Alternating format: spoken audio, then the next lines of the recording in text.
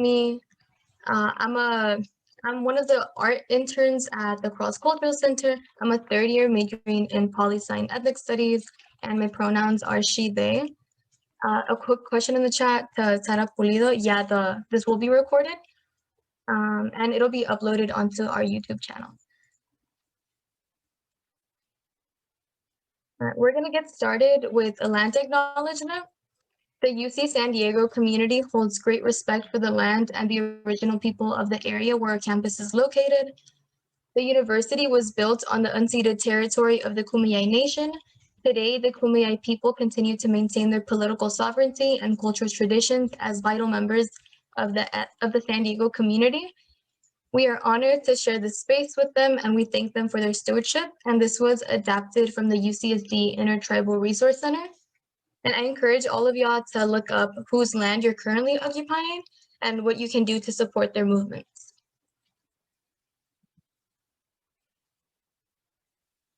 Some community guidelines is that this is a brave space. So this is a learning space for everyone to step out of their comfort zone and participate and communicate with us throughout this webinar. And along with that comes respect. So we do want this to be a very informative and enjoyable experience for everyone. So please be respectful in the chat to everyone that's here. And participation, there is going to be a couple of discussion questions, and I really encourage all of y'all to participate through the chat. A brief overview of what we're going to be covering is what is ball, just a very basic introduction to ball culture for those of y'all that aren't completely familiar with it.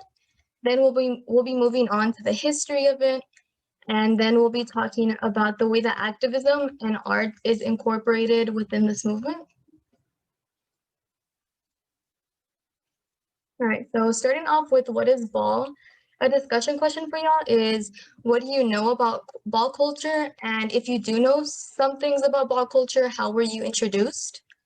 And just make sure to put your chat to all panelists and attendees so that everyone participating is able to see the conversation. Personally, I didn't know about ball culture till sophomore year, so last year, and I actually learned it through watching Pose.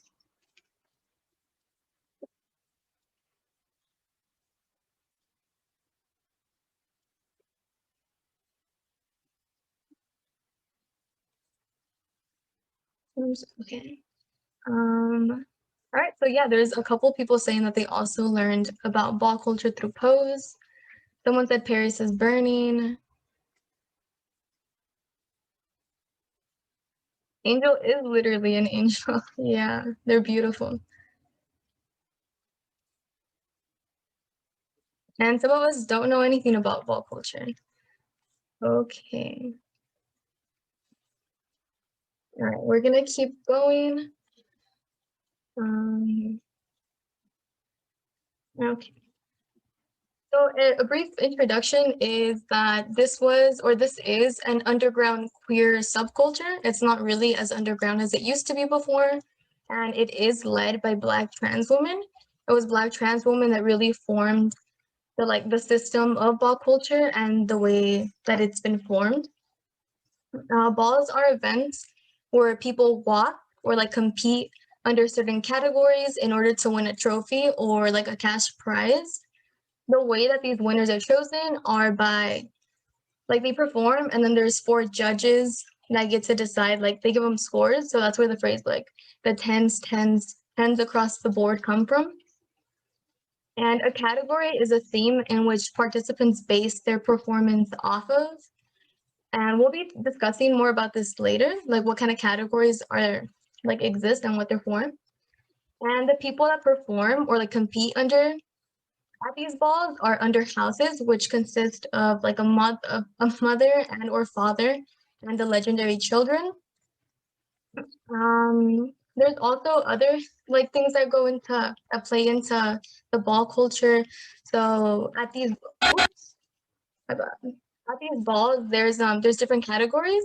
So there's legends, and these are people who have won countless of balls throughout the years, and they gain this legendary status. There's others such as statement and star. And these are like people who are growing within the ball scene by like slowly winning like all these like categories and becoming known throughout the scene. And I'm gonna play a small clip that I found on a TikTok called Vogue Productions. And it's a clip of, I'm not sure what the category is, but I really enjoyed it.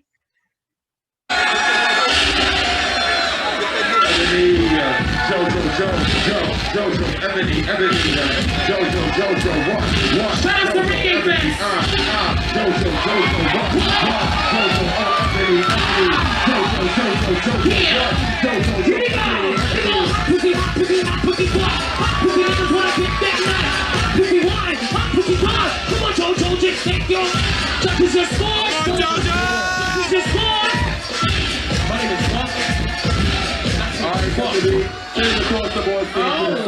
Get you some, Jojo!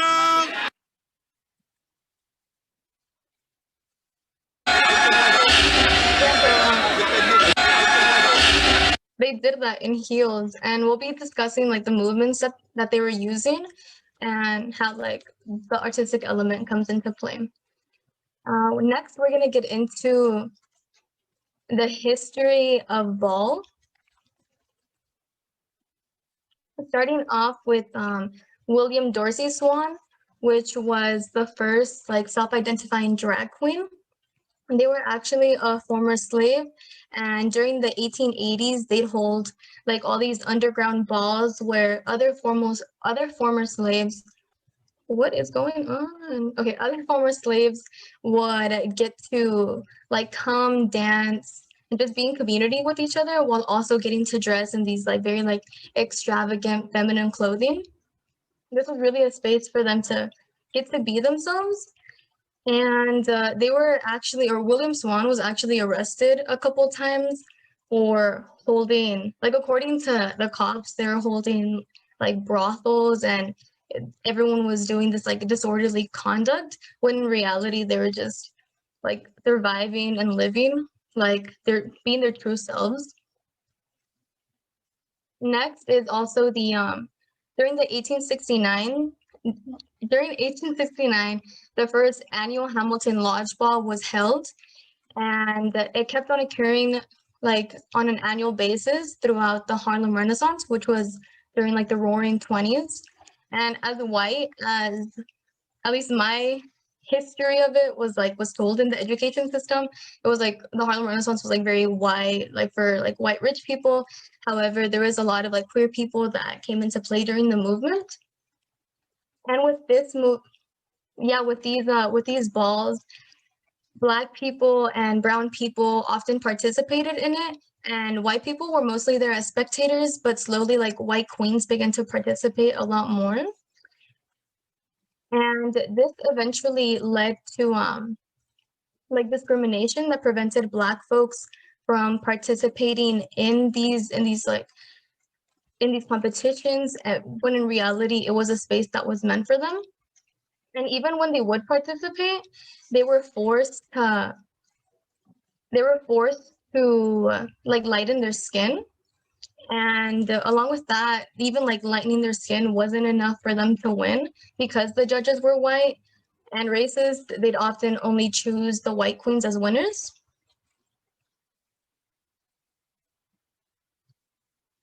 And that's how it was for like decades until around the 1960s.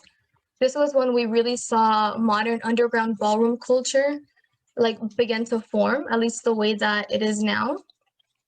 This was in part due to a lot of agitation. So during the Stonewall riots in 1969, like a lot of queer people were just tired of being hurt by the government and from having to deal with all these homophobic and transphobic incidences. So because of this agitation, people such as like Crystal LaBeija began to create their own spaces for Black and brown queer people to be able to be in community with each other. And Crystal LaBeija was actually a Black trans woman who founded House of LaBeija in 1972. She would actually participate in these like Miss America pageants. And this was during like 1967, I believe, was her last time like participating in that, because she got third place. However, she knew she like deserved that first place spot, and knew that it was due to all the discrimination and the racism that prevented her from winning that. So she and one of her like close friends formed House of LaBeija. And after that, a number of houses grew. Most of them were named after their mothers or fathers, such as like the House of Ninja, House of Ebony, but many of them have been named after designer brands, such as the House of Gucci, House of Saint Laurent, House of Dior. And these houses were meant to be a home for queer people who had been rejected from society. And I'll also go more into detail about that later.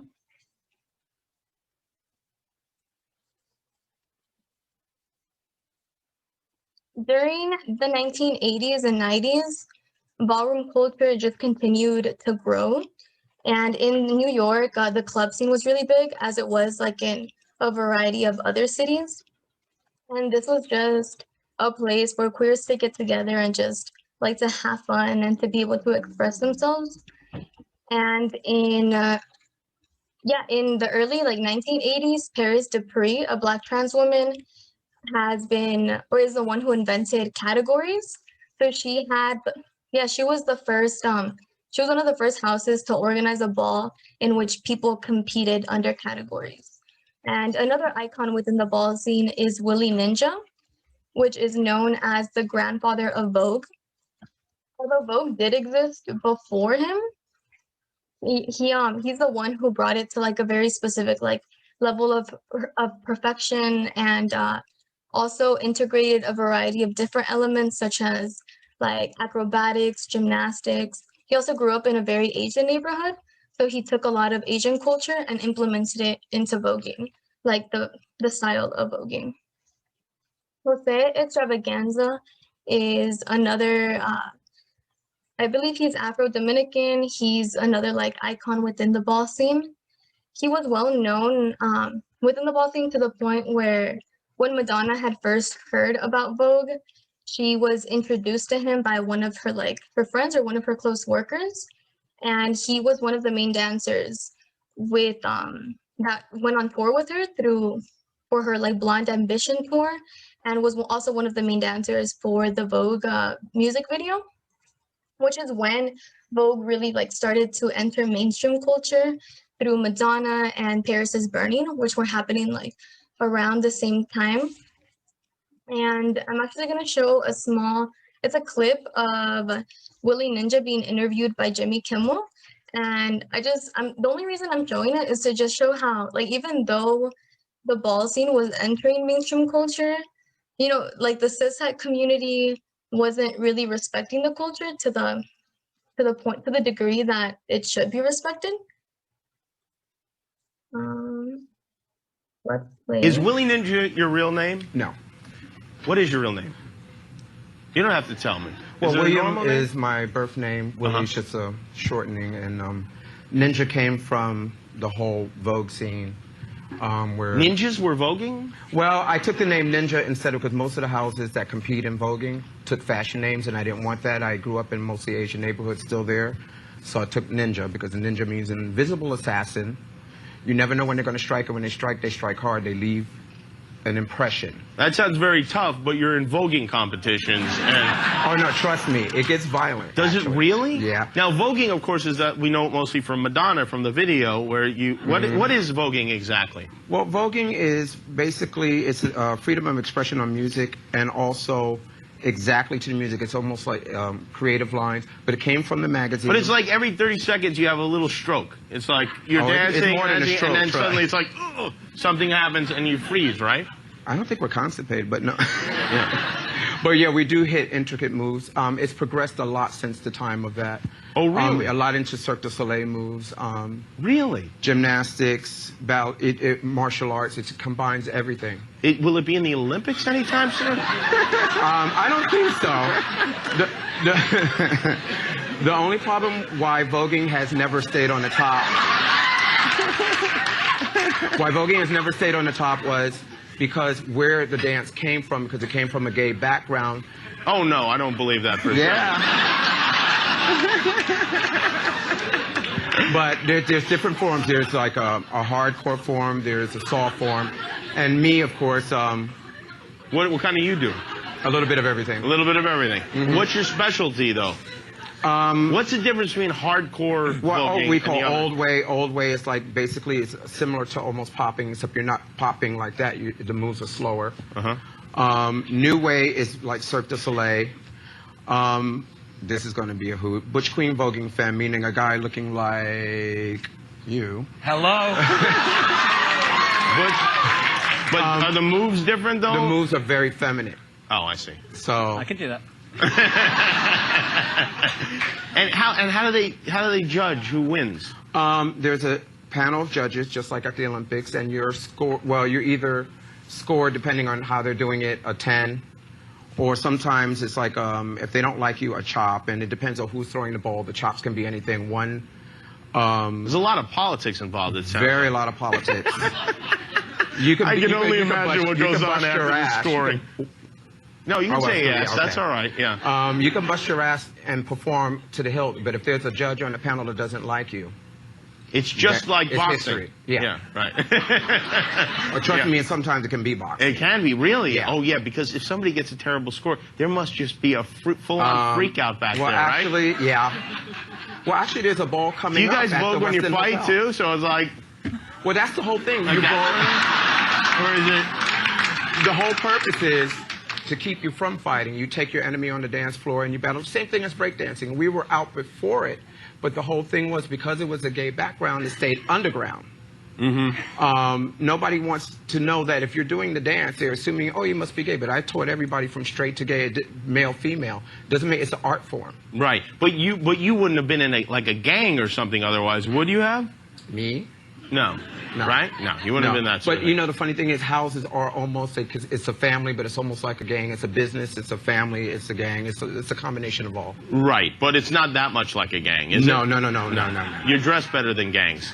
I would think so. You would think so. Yeah. All right. So no colors. what you do is you then train, you take supermodels, and, well, you make supermodels, really, and you train celebrities like Paris Hilton, for instance. Paris Hilton. You teach her how to walk.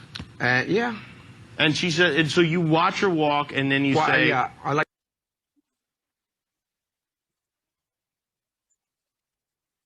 So I want to know what y'all thought about this interview.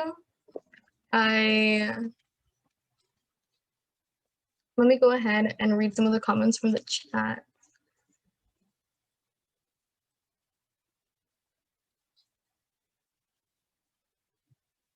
Yeah.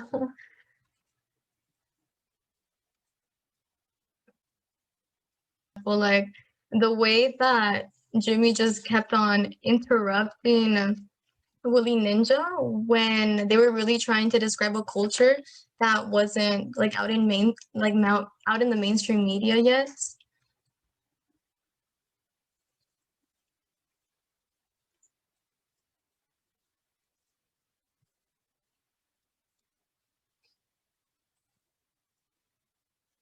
Clara said, yikes. Rami said, disgusting, with the shirt repping John Lennon. Yeah, I don't know if they were trying to be funny or not, but it clearly wasn't.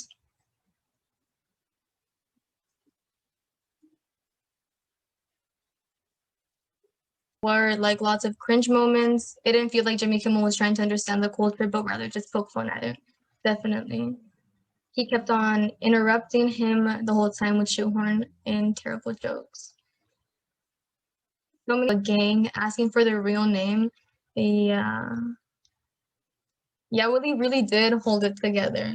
Like trying to kind of laugh it off, but in reality, like it really wasn't funny. He didn't have him on the show to actually educate people, but to humiliate. Definitely. Yeah, and this is definitely like stuff that still happens today. Like when people talk about like queer culture, like a lot of people aren't actually trying to like understand, I guess, like all the hard work and community that actually goes into building movements like these, but rather just poke fun at it. We're gonna continue. You're right, Emily. It really should be in the Olympics. That's exactly what I thought when I heard that too. Like it's a sport. They're out here doing all these dance moves and heels, and we're gonna get into the techniques that they use throughout the presentation. All right. Yeah, next we'll be talking about the activism that is within like ball culture.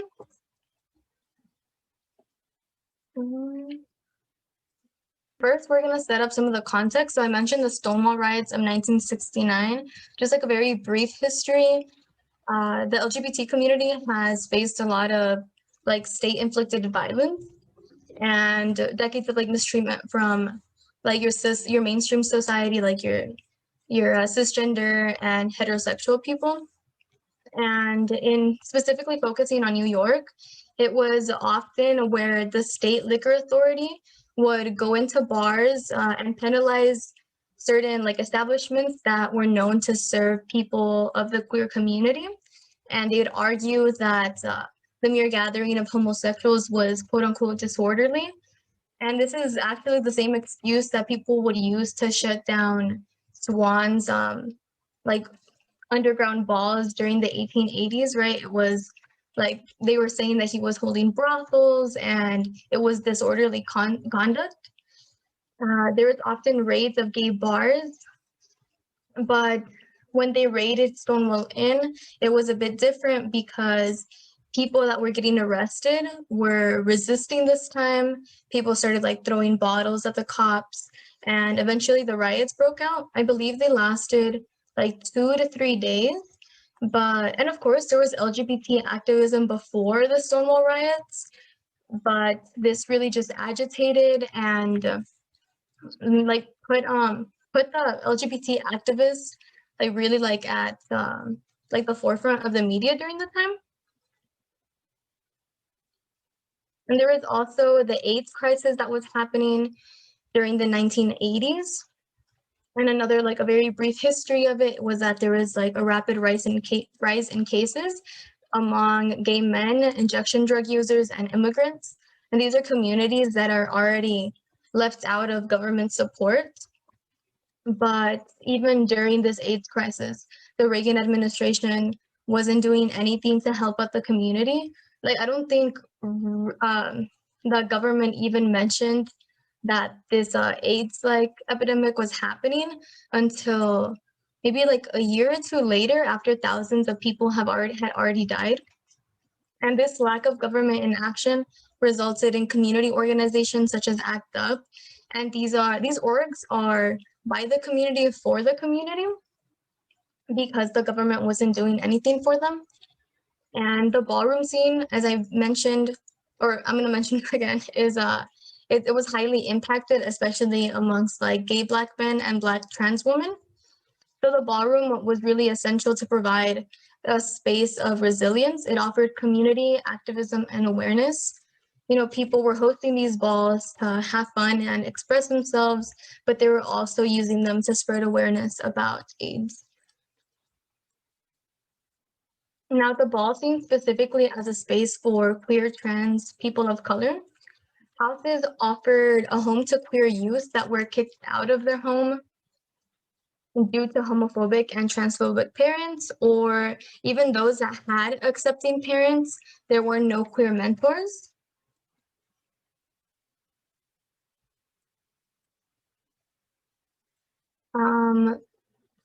It was not, or these houses were not just to support those that needed a family structure, but it also provided folks with some sort of protection and medical attention for the queer youth that really needed them.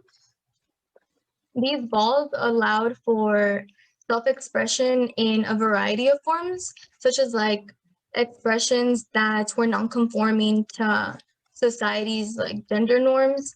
And again, it allowed for exploration of gender and sexuality without having to be like ostracized. So it was really a place of acceptance. And as I was mentioning before, the AIDS crisis really affected those that were in the ballroom scene, and which made a community like very essential to people's survival. And it has like been found through research that social social support for those who have been excluded are a source of resilience and some sort of protection from the negative results of discrimination. And the way that we see the ball supporting people that had been affected by AIDS is through holding Kiki balls, and they're still currently holding them like today. These are balls that are more catered towards queer youth. It's a very it's a more like fun and relaxing way to have queer youth come together and get to like dance, express themselves, while also spreading awareness of safe sex.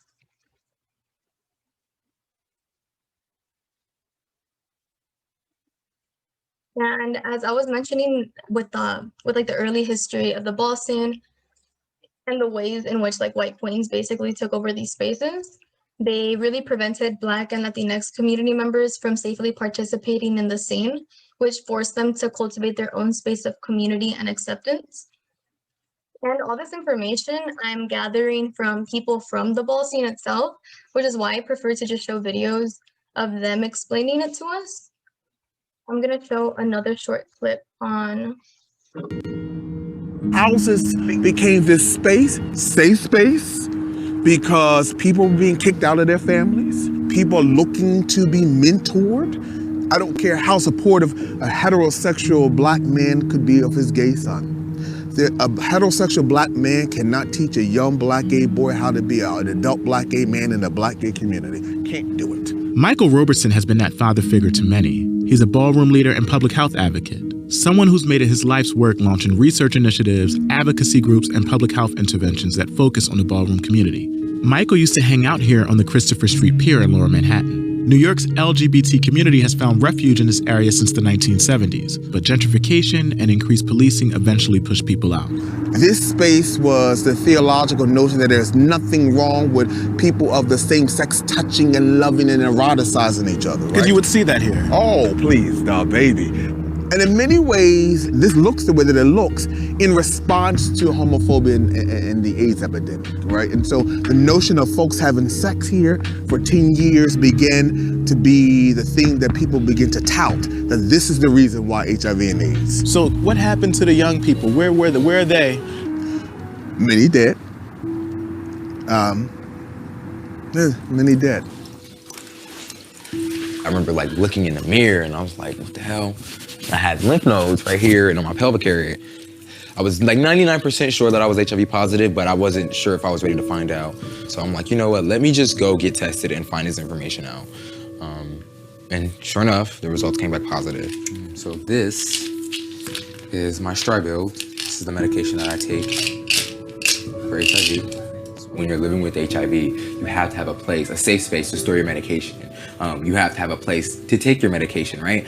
I know people who, though they have housing, they may not completely trust the people that they live with, right? Just think about that. Think about every time you have to take a medication, kind of having to like sneak around and doing it, right? So yeah, it's not good at all. Martez learned he was HIV positive in 2012, just 1 year before he graduated from Ohio State University with a degree in social work and moved to New York City. He always knew he wanted to serve young LGBT people, and his diagnosis encouraged him to focus on HIV prevention and care.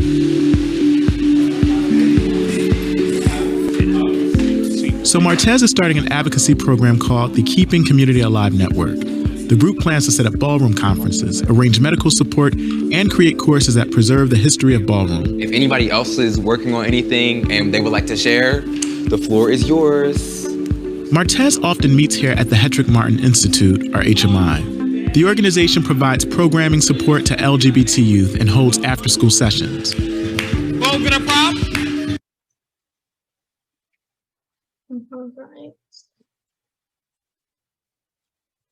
I am still learning. Okay. Are there any spaces in which y'all feel this type of community? And if there are, how important is it to your well-being? Thanks, Adam. For me, I knew I was queer since like around like middle school, but it wasn't until my sophomore year of college, so just last year, where I got to live with people who were like non-binary and also queer. And it really gave me a sense of community that I had never felt before. And yeah, Melissa, definitely. Melissa said, definitely with my friends who I see as my chosen family, the homies always make me feel safe.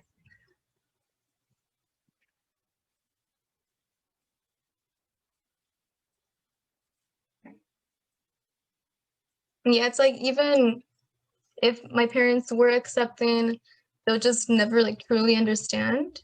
Rami said Twitter has been a safe space for queerness. I also feel that I'm on Twitter all the time, and I finally found my a little community of like queer communists. It's beautiful. Savannah says, honestly, not too much with the exception of my two friends who are also queer. It's hard to get that same level of support from those who can't relate or understand. And Emily says, me too.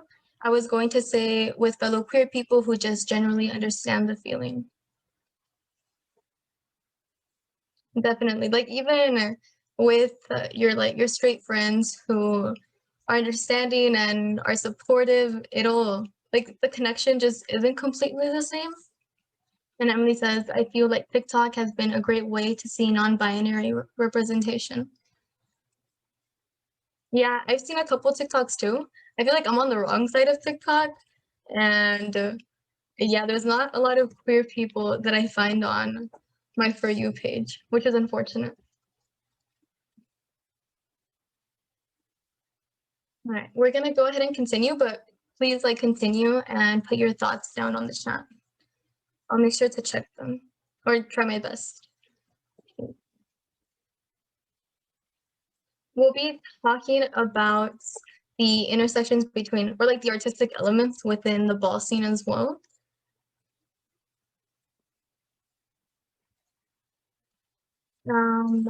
Okay, so there are 5 elements of Vogue, and voguing came from the poses of Vogue magazines. I'm not gonna do it because I can't, but it's like, well, the beat of whatever like track is playing, whenever it stops momentarily, that's when you hit a pose. I hope I'm explaining that right. And the 5 elements of Vogue are duck walk, spins and dips, catwalk, hands, and floor performance. I actually, everything that I've learned from the 5 elements of Vogue, I learned off of Gravity Balmain's YouTube, where they try and teach Vogue for people who are queer that don't actually have access to those resources. Now the duck walk it's either used in plays or used to walk around the stage, kind of like as a transition during your dance. And it's done on the tip of your toes in like a squatted position. And you can make like small kicking motions, but there's a lot of like variations within it.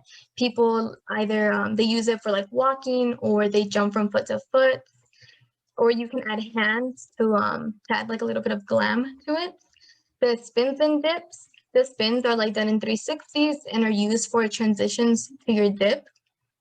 Now, I used to think a dip was called a death drop, but I was completely wrong. It's just called a dip. For some reason, I feel like it's something that people outside the ballroom community just kind of invented. And the spins, Balmain describes as being the period to a sentence in whatever dance it is you're doing. Then you have catwalk, which is a stylized walk that serves to allow the voguer to navigate the stage, to get around like their opponents and the judges. Then you have the hand performance, which is the way in which a voguer tells the story of fluidity or femininity. And you basically move your hands along to the sound of the beat. And there's a lot of variations within that too. You have like taps, there's lines, there's waves to like bring your hands back into your body. Then there's like circles too, and figures 8s. They kind of look like helicopters. That's also very complex. And I'm gonna show a video that kind of explains all this. Then you have the floor performance, which it looks different depending on what kind of style of dancer one is. Balmain was saying how for more like flexible or like sensual dancers, there's a lot of acrobatics that go into it, as well as like incorporating splits into your dance. Then for those who are more like musical or geometric, it's there's a lot more lines or a lot more kicks.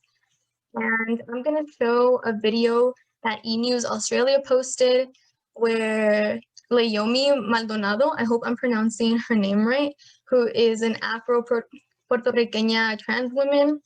She's also known as the Wonder Woman of Vogue and is a prominent figure within the ball scene. She's also a judge on the show Legendary, for those of y'all who have watched it. Hello, E! It's your girl, Leomi Maldonado, here to teach you about the 5 elements of those. Boom! The most important thing about hands is wrists. You want to have lots of mobility and tapping. Tap your left shoulder over to the right, roll your hand down, and drop. 1, over, and roll, cross, and roll down. Hip out. Let's stay on your tippy toes. You're going to take another step, right. Another step, left. This is the catwalk. You're gonna drop down. You wanna have a little arch in your back. As you bounce up and down, you're gonna take a step with either foot. The same arms that you did in catwalks. So you're gonna go 1, 2, 3, 4, 5, 6. Get up, quick. A lot of people out there have been calling it a dip drop. That is a no-no. It's called a dip. A dip. A lot of you guys see a dramatic dip, which is the one that comes from up here. But we're not doing that because you're not ready for that. Weight all the way down. Position your knee down. Gonna flatten your foot in. Sit back in. You're gonna twist the opposite side. Hands down. Extend your leg. And you're gonna arch on the floor. Prep. Lay. Lay. You can cross your leg over. You can open up. Drop. Swirl. Open up. Drop. Open up. Drop and swirl. Swirl. And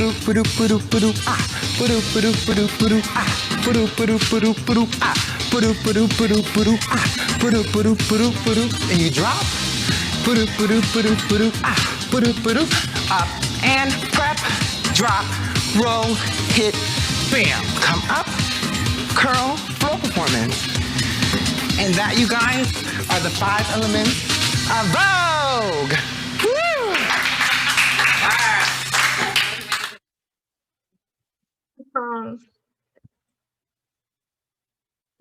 So me and my roommates actually tried voguing, and it's a lot harder than what Naomi makes it look like. And there's also the old way of Vogue and the new way of Vogue, and there's also Vogue Femme. So the old way incorporates a lot more angles, lines, while incorporating like some martial arts, miming, and other styles in order to tell a story. While the new way incorporates more stretches, flexibility, and contorting of your body movements, and it's seen as a lot more feminine. And there's also Vogue Femme, which is what incorporates the 5 elements of Vogue. I'm gonna show a short TikTok on Gravity's Balmain's TikTok where they're describing the 3 different forms of Vogue.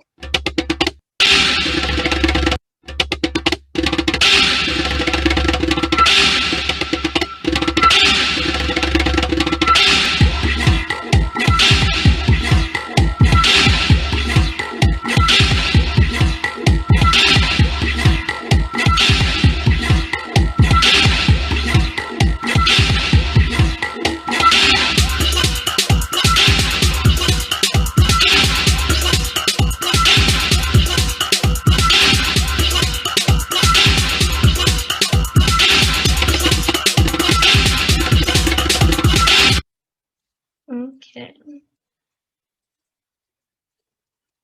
So there's actually like a lot of resources out there for those of y'all that are interested in learning just for fun.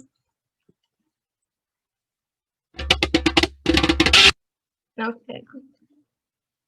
So next, we're going to be talking about artistic choices within face and body and like the fits that they wear. So while voguing may be the most popular category within the ball scene, it's not the only one.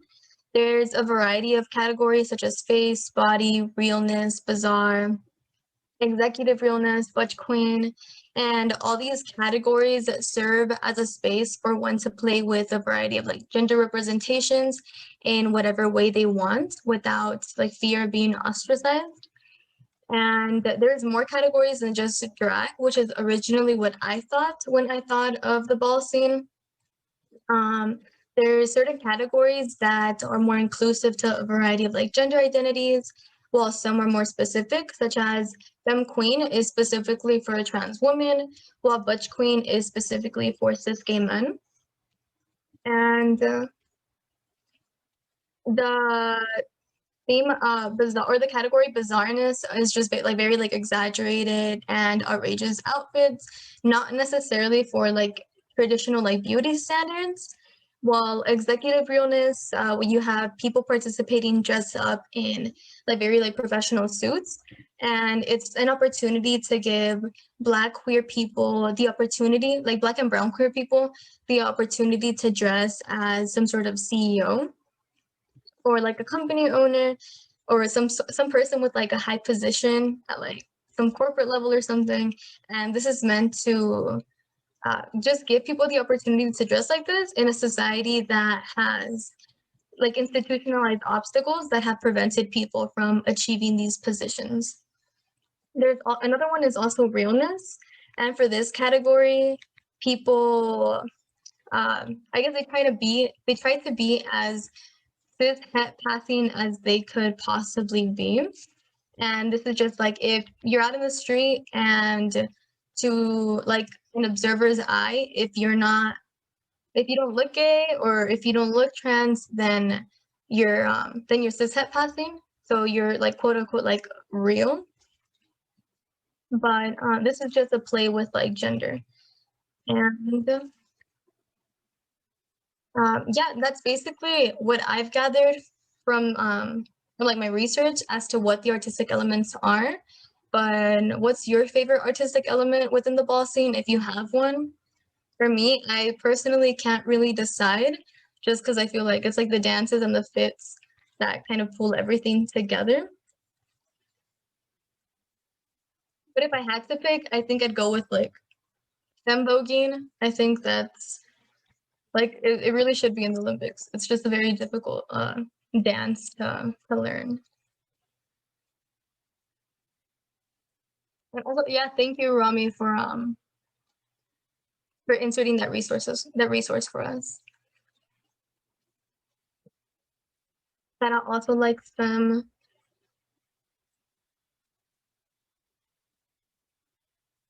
Too. It says that the amount of balance and effort it takes to not eat it every time is just amazing. Definitely. And they do it in heels. I don't understand how, but also like the amount of work and practice that goes into learning these dances is a lot.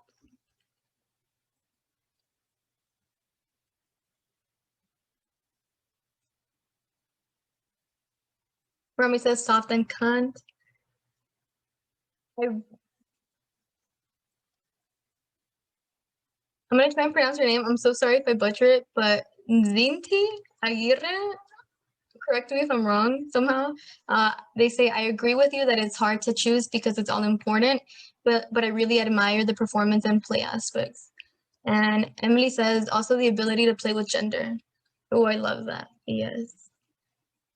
Lalia says, I love floor work a lot too. I don't know how they make it seem so elegant because if I was on the floor, it would be so bad. Yeah, I really resonate with it. And Melissa says, I think the music is always so beautiful too, and the way it is incorporated into their dancing. Mm-hmm.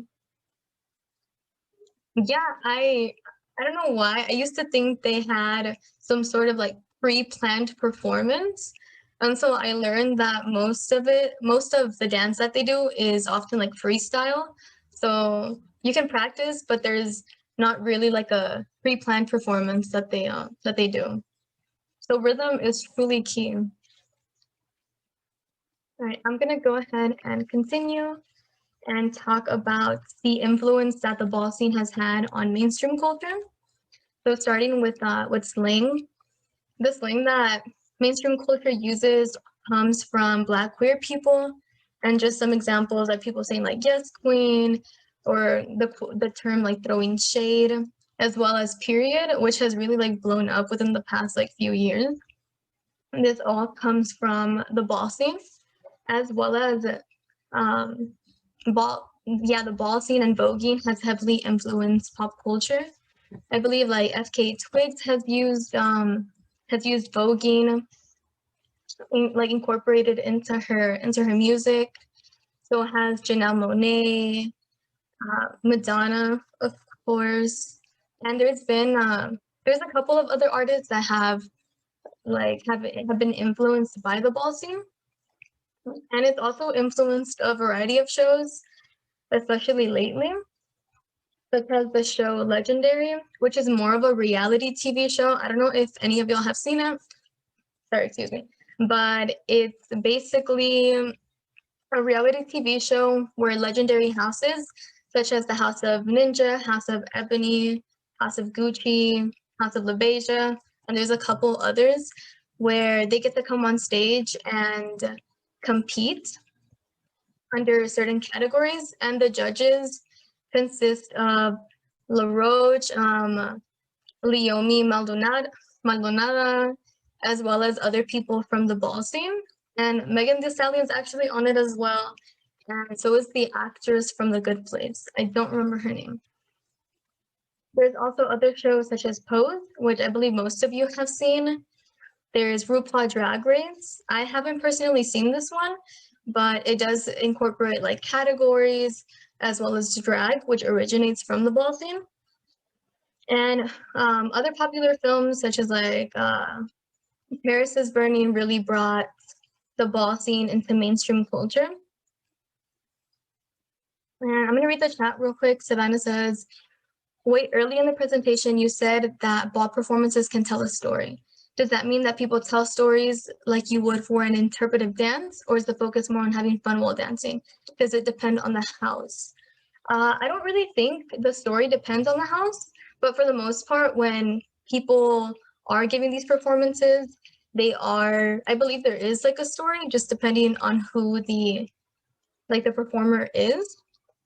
But I think a big part of it is also just like having fun and being in community, like with people who share similar identities as yourself. And Rami says, Paris is Burning is so important.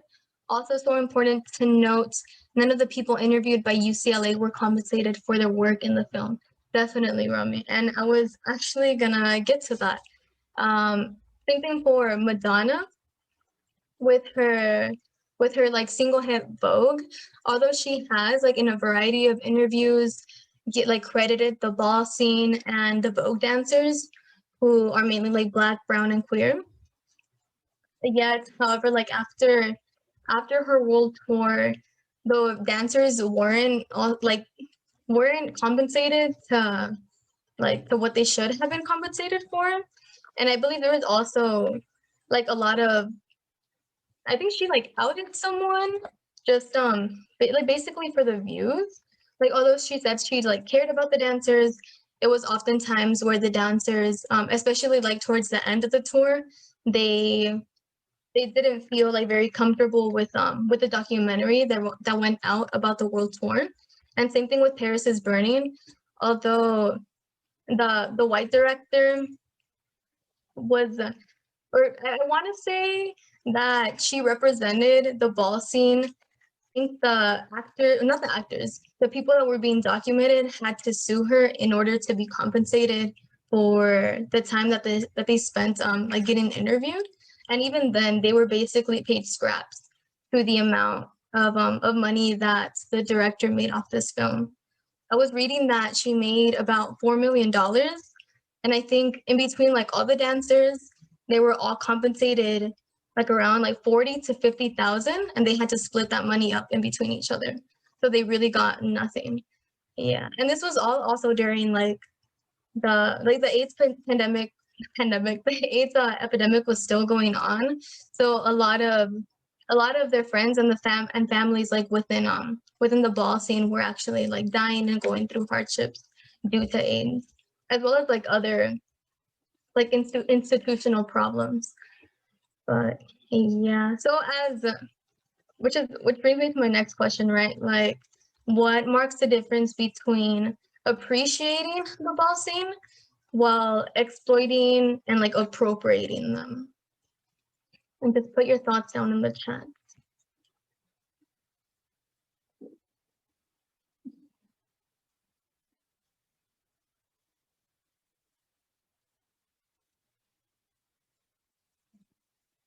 Cool.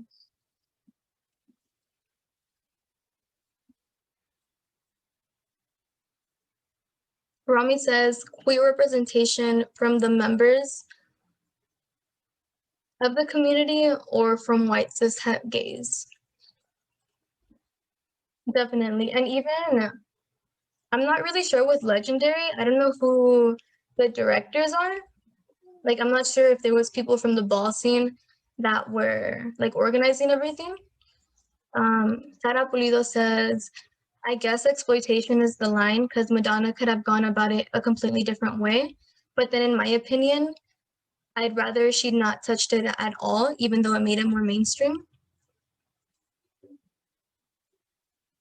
Of course, I was reading another article that was talking about how even like having the ball scene go mainstream would also mean that I guess the roots of it would also like be diminished a bit because the roots does come from like poor working Black and brown queer youth.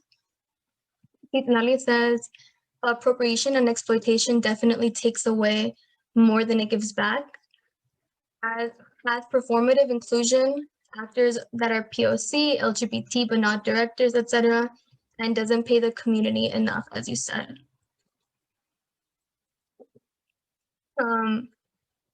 Let's see.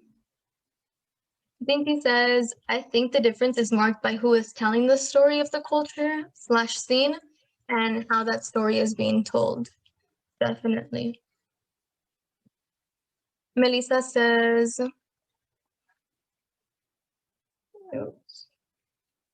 yes, I think appreciation could definitely be seen through Pose. Since its actors and director are Black and brown trans women, it'd be different if it was being created by white people and for the white gays.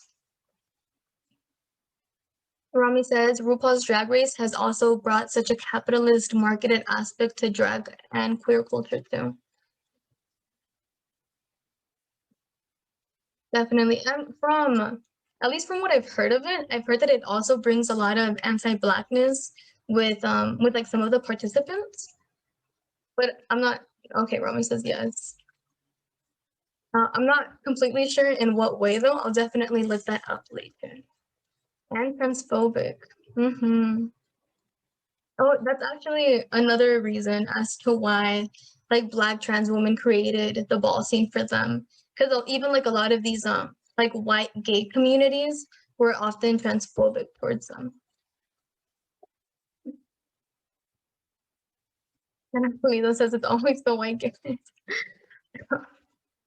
You bring up good points. All right, these are some more resources.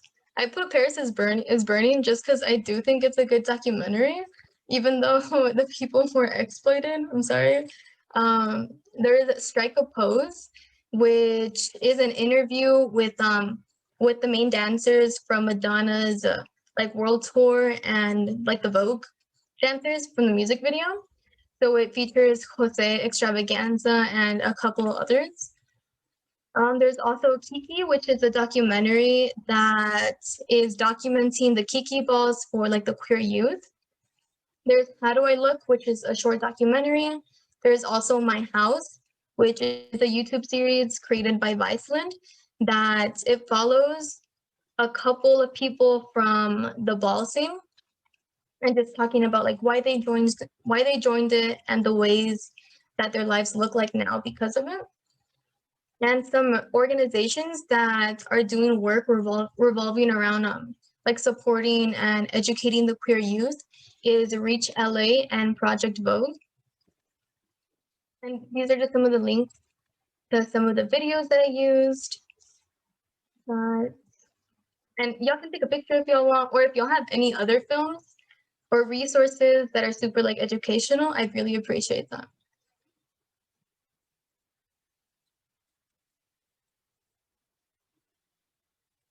That brings me to the end of this presentation. Thank y'all so much for coming. And if y'all have any more like questions or comments, like feel free to put them in the chat. And y'all can also follow us on social media to keep up to date with any new programs that we're going to be hosting. We have, I think, 2 more programs coming up. And there's a lot more programs that's going to be done for spring quarter. Here's our Instagram, Facebook, and YouTube. This is where the video is going to be uploaded. And there's also the survey that I really appreciate y'all if y'all could fill out. There's the QR code, and the link is tinyurl.com/art-and-activism-survey. And this is just so that if y'all have any concerns with this program or any comments, then we'll take a look at them and improve our programming for the next time. But again, thank y'all so much for coming.